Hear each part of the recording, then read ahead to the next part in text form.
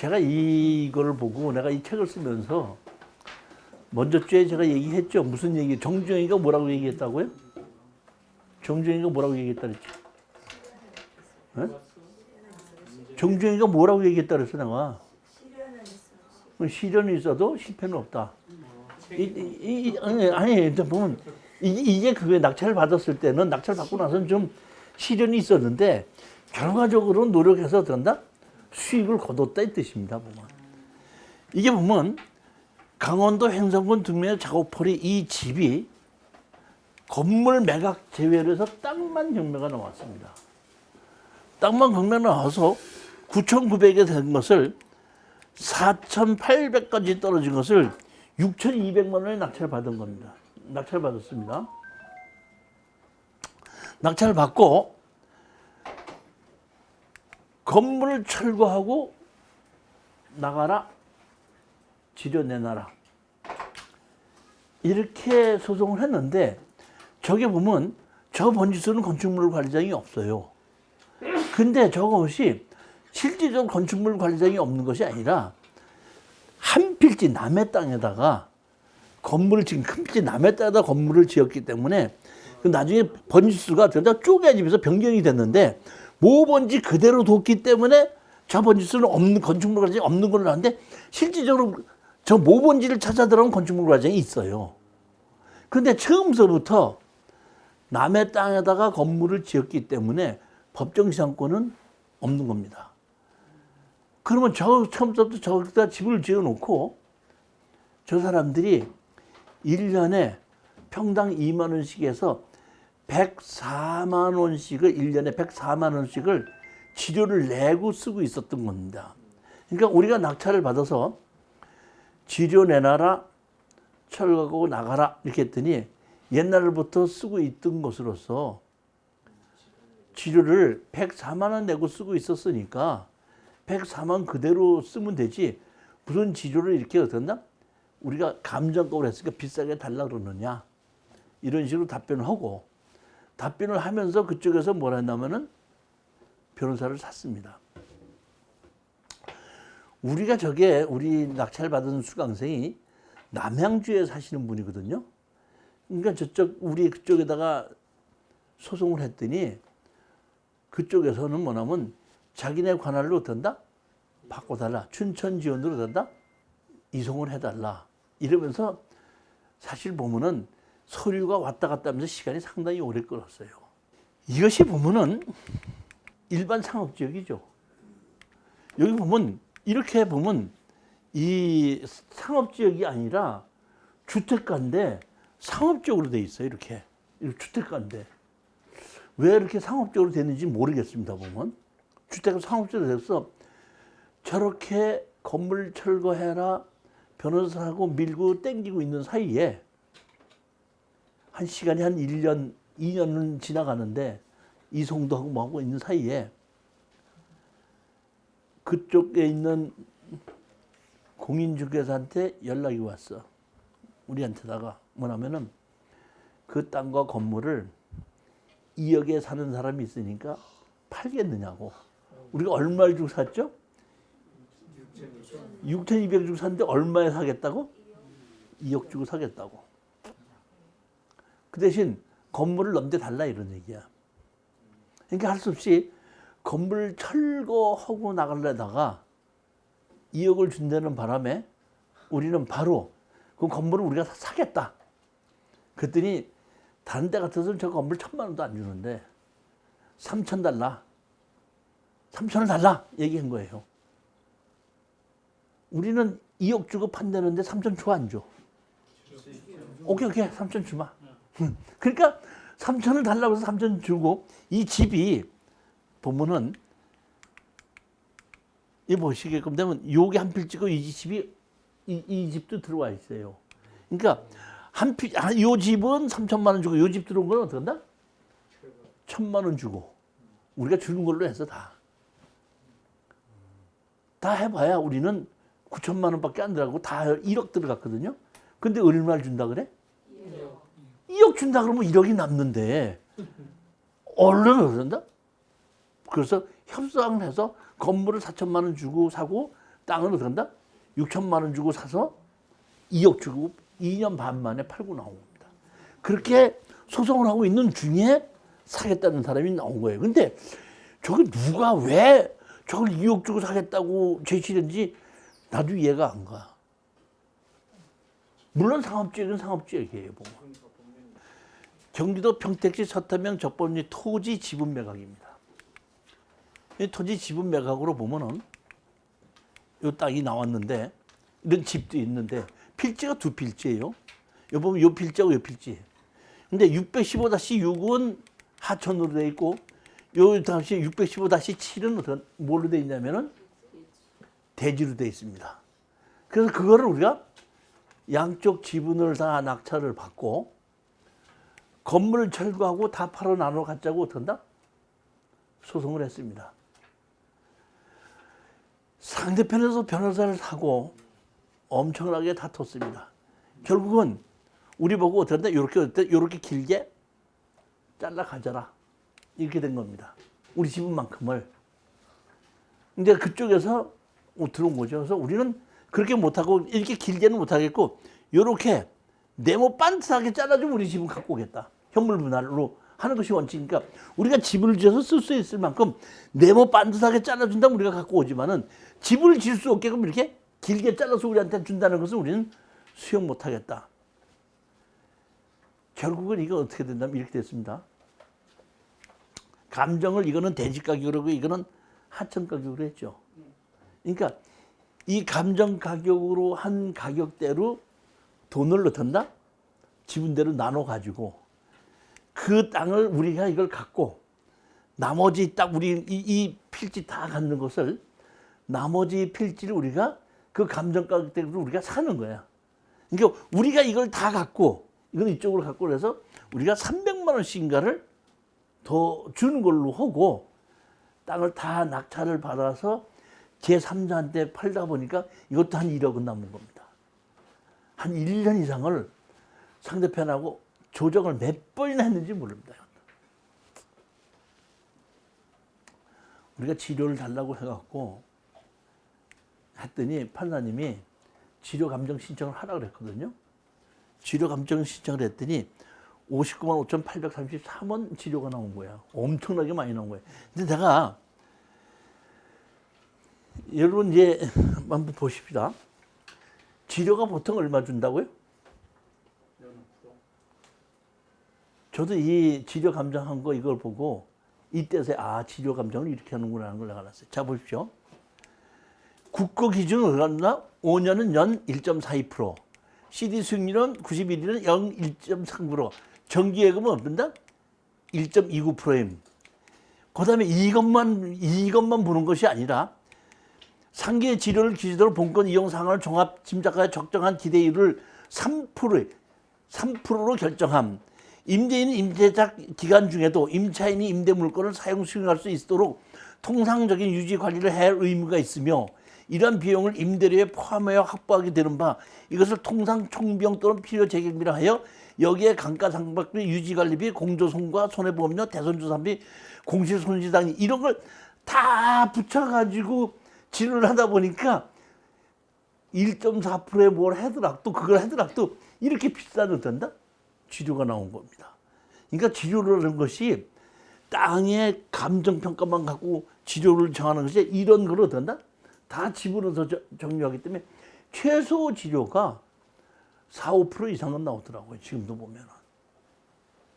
그러니까 이 집에 가셔서 여기 페이지수에 이 치료 감정한 내용이 자세히 있으니까 여러분들도 내가 치료 감정을 해서 마지막에 협상이 안 돼서 치료를 받게끔 될 때는 치료 청구를 했을 때 이 정도 받게끔 되는 한 거를 어떤다?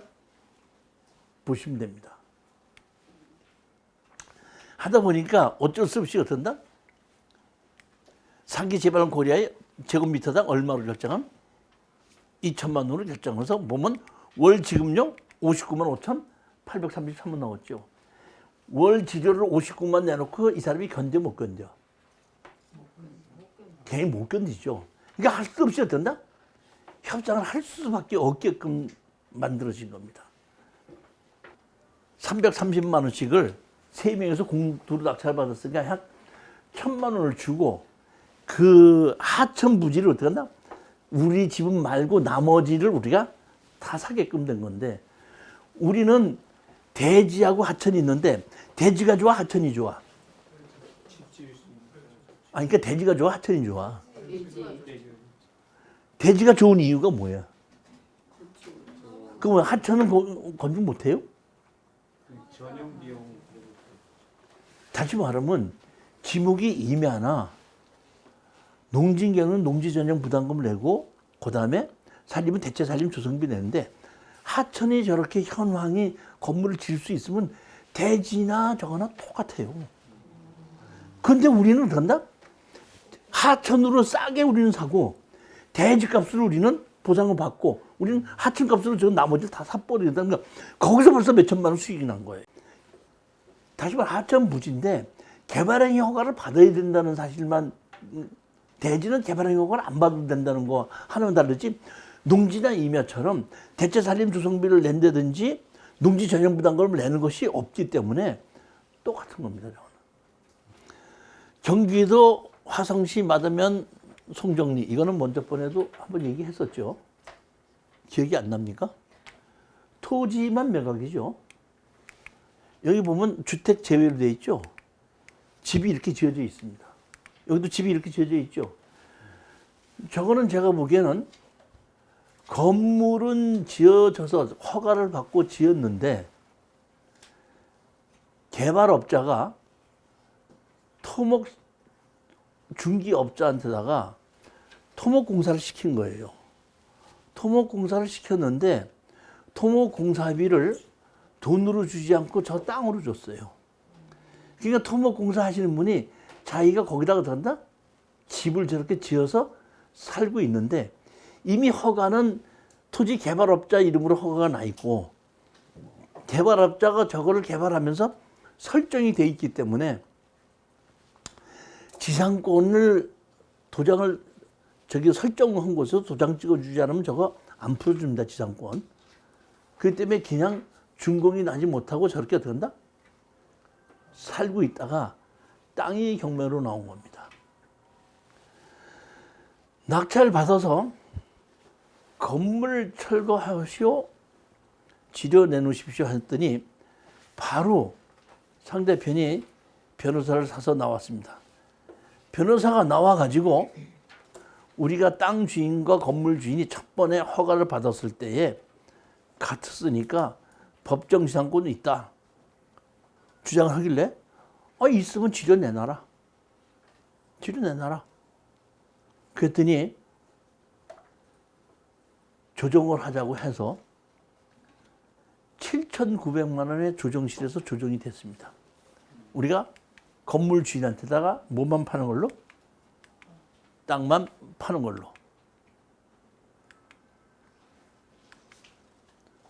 조정사항.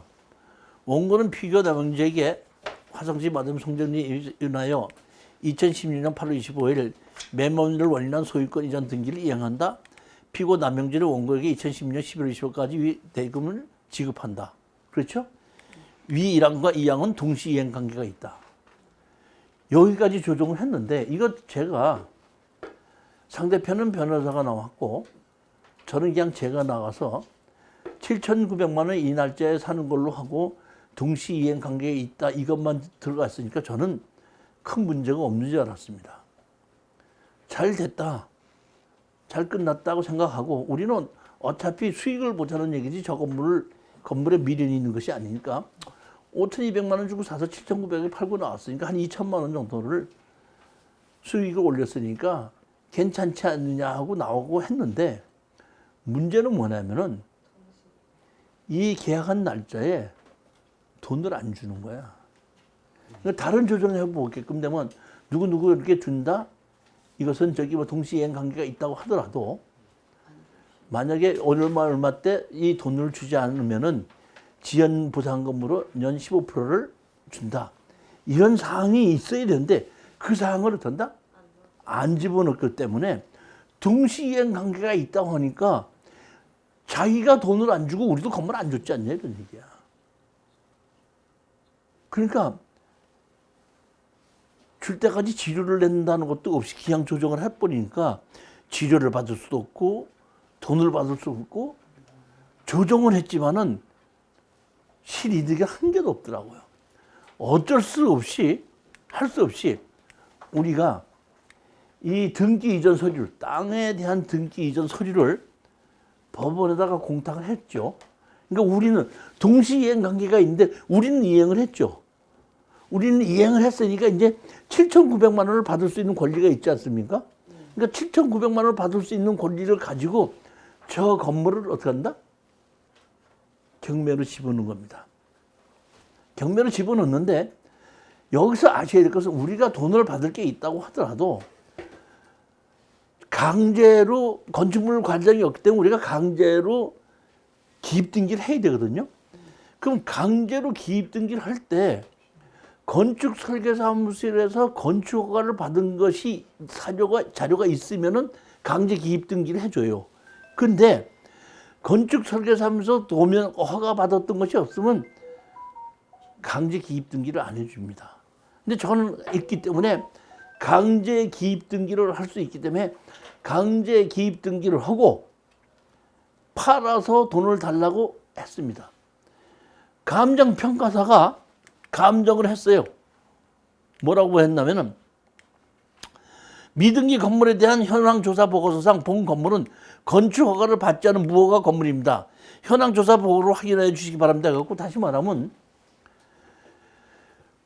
건물을 허가를 받지 않은 무허가 건물은 강제 기입 등기가 안 된다 그랬죠. 못한다 이런 얘기야. 그 제가 감정평가사한테 전화를 해서 허가를 받았을 때는 모번지고 허가가 진행이 됐을 때는 개발허가가 끝났을 때는 새로운 번지가 생긴 거 아니냐. 그러니까 모번지로 했으니까 허가증이 없는 거 아니냐. 나중에 조사를 해보더니 그 말이 맞습니다 해가지고 어떤다? 강제로 경매로 집어넣습니다. 미등기 건물의 직권 보존 등기 후 경매입니다.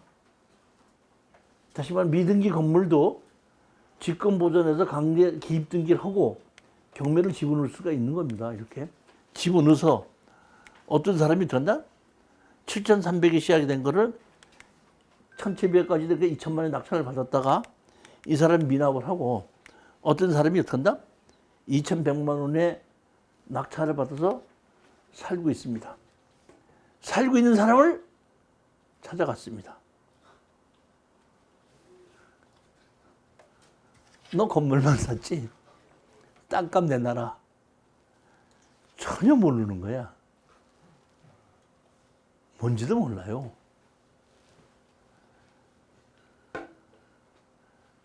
이 사람이 땅값도 내놔야 돼, 안 내놔야 돼? 내놔야 되죠. 땅값 안 내놓으면 어떻게 돼요? 지료도 내놔야죠. 우리 이거 낙찰을 받은 사람은 처음에 저렇게 고생을 했는데 두고두고 배당도 받고 지료도 받고 그러니까 목돈으로 받지 않고 월급으로 받는 거야. 이거 저기 뭐야 정말 배당했으니까 배당 받았으니까 우리 2,100만 원 배당 받았죠. 그다음에 우리가 토지 지료를 서류를 법에다 공탁해놨죠. 그럼 어떻게 되는 거예요? 공탁해놨어도 먼저 사람이 가져가 못 가져가? 못 가져가죠. 우린 찾아올 필요도 없어. 이미 인감증명도 뭐야 된다? 시간도 지나고 다 소멸됐으니까 새로 해야 되기 때문에 그 사람이 먼저 주인이 7,900만 원을 내놓고 자기가 땅을 가져가겠다고 할 수 있지만은 7,900만 원 내놓고 자기가 땅을 가져가겠다고 한다면 우리는 그동안 지연 이상금하고 손해배상 청구 소송을 또 하게끔 되는 겁니다.